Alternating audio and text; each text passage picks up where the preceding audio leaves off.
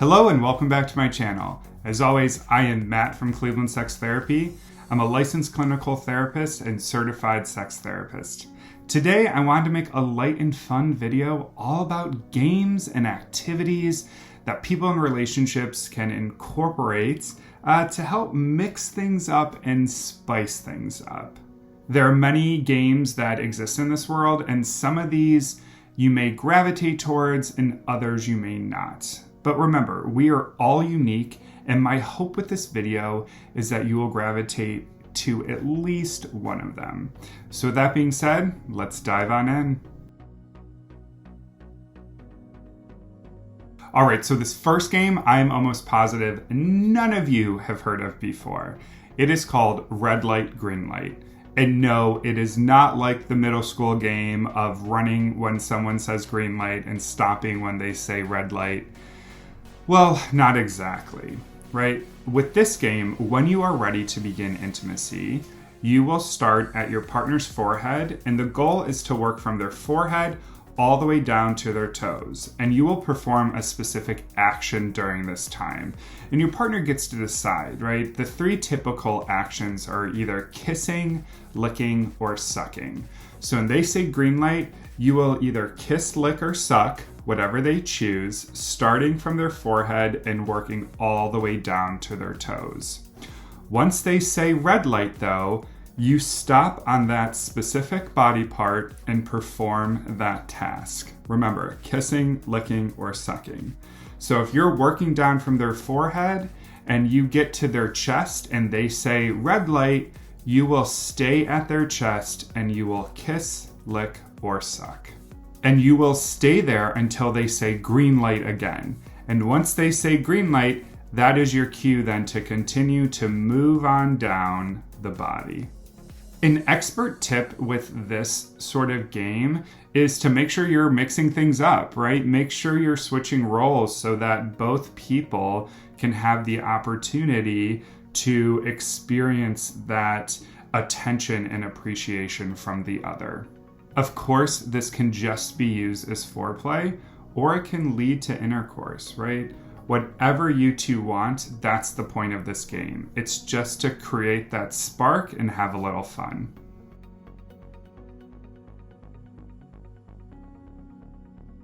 All right, this next game, I am sure you have the equipment that's needed. All you have to do is grab a set of dice, a pen, and a piece of paper. So what you will do is each die will represent one set of rules. One die will be actions taken, and the other die will be body parts. And on the piece of paper, what you will write is numbers 1 through 6 that correspond to the sides of the die, and you will write actions that are taken, right? And so when I roll this die, if I land on 1, the action that could be taken would be to kiss. If I land on 2, it could be to suck. If I land on 3, it could be lick. If I land on 4, it could be squeeze. If I land on 5, it could be blow. And if I land on 6, it could be stroke. Whatever action you want, you will just label those. And then on the other die, it's the same thing with body parts. It could be 1 could be genitals, 2 could be ears, 3 could be lips, 4 could be thighs, 5 could be neck, 6 could be foot, right? Whatever you want. And then once you have everything figured out, that's when you begin the game. Set a timer for maybe 30 seconds, and each of you spend the 30 seconds rolling the dice. Now it is up to you for how long the action should be performed for.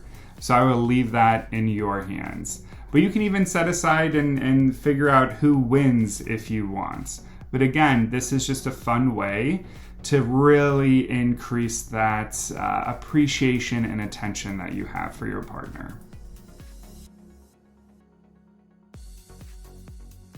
All right, this next one may require you to buy a game that already exists that is not sexual in nature, and that would be Jenga. So I call this freaky Jenga. Have you ever been at a bar and there's a Jenga set there and there is just questions and rules and actions written on it from other bar patrons from over the years? Well, that is sort of what we're going to do with this kind of Jenga. So you will take every piece and you will write sort of an X-rated question or action on each and every piece within that Jenga set. Whatever you write, it is up to you and your partners. If you want to stick specifically to actions or to questions, that's perfect. But a typical rule that I recommend people do is that no matter what they pull out, once they set the piece on top, you have to remove an article of clothing. Nothing like strip Jenga to really spice up a night. An expert tip here would be to use this also as an emotional connection activity as well when we think about building intimacy questions or conversations. Not only can they be sexual in nature, but also build that emotional intimacy.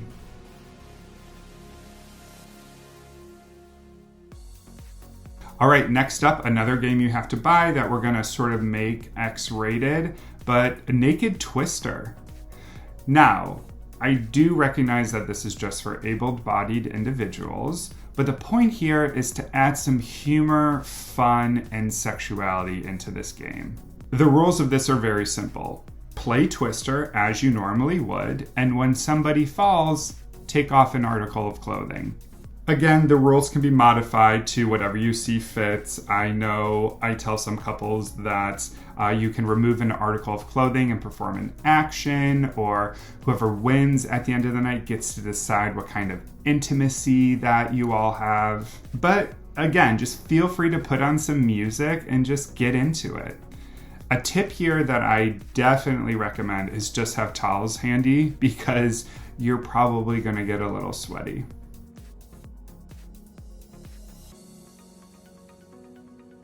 All right, and this last one is called Tease Me. It is sort of like a striptease style game, but it has a little bit more thought put into it. The goal here is to put on a performance that does not require too much stress. Remember, this activity is just as much for the person who is stripping and teasing as it is for the person receiving it. Making sure you are comfortable is the number one priority. The person who is doing the teasing is the main attraction here, and we want them to feel comfortable and confident in themselves and create this space and this energy where your partner is going to want to rip off your clothes. A big thing here and a tip that I have is try to rearrange the furniture if you need to in your bedroom or the living room or wherever you're going to do this, just to create a more comfortable fluid space, right? You can dim the lights, you can light some candles, you can put on some music, whatever's going to make you as the person who's doing the tease more comfortable to engage in this experience. All right, those are my top 5 intimacy games to spice up a relationship. Which ones did you like? Which ones did I not name that maybe you incorporate? I would love to hear, so please comment down below. Until next time.